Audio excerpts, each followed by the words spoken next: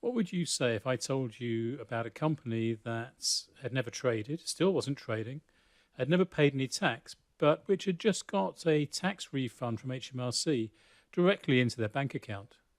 I'm guessing that you might be interested. Let me explain.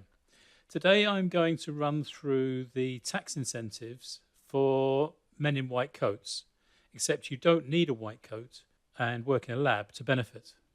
This is a very broad topic, but basically breaks down into two sections.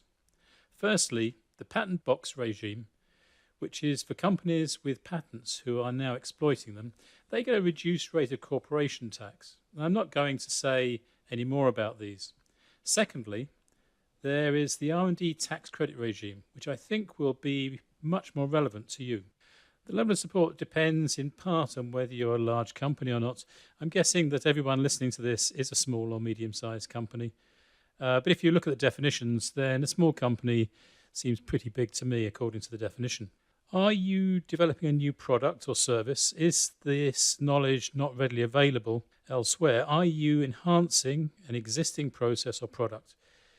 You could be eligible for some pretty amazing deductions from your corporation tax. Alternatively, if you don't have profits, you could get a check from HMRC. The calculations can be a little bit complicated, but in principle, to calculate the relief, you take your R&D spend, add 130% of that cost, and there you are. For £10,000 of R&D spend, you get £23,000 of tax relief.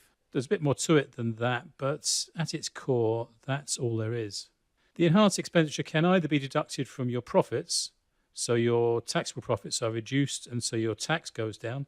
Alternatively, you can opt for a payment from HMRC of the bit we just added, that's the 130% of cost. HMRC are quite happy to pay you 14.5% of this add-on. So what's the catch? Well, there isn't really a catch, but there are a lot of rules for you to comply, such as what is qualifying activities. It's just one of those pieces of legislation that is stuffed full of definitions. And always keep in mind that the R&D work doesn't have to be successful. You can still make a claim and get a payment from the revenue.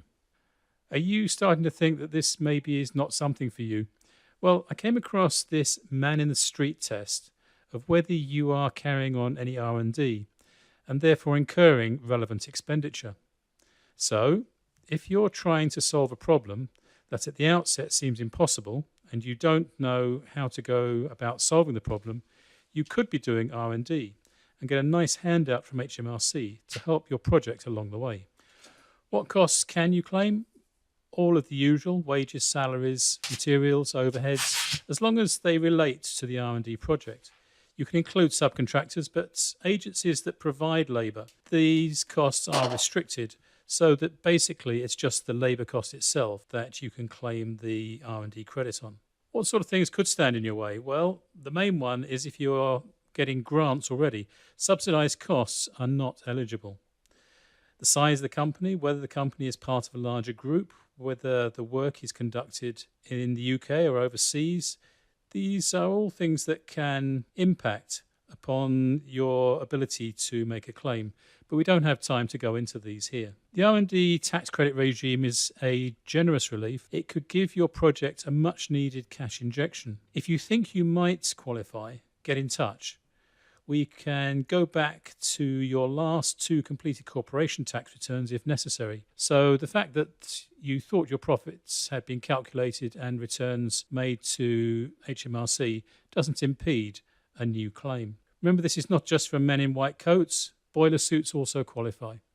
I'm Alan Long from the Long Partnership, making life less taxing.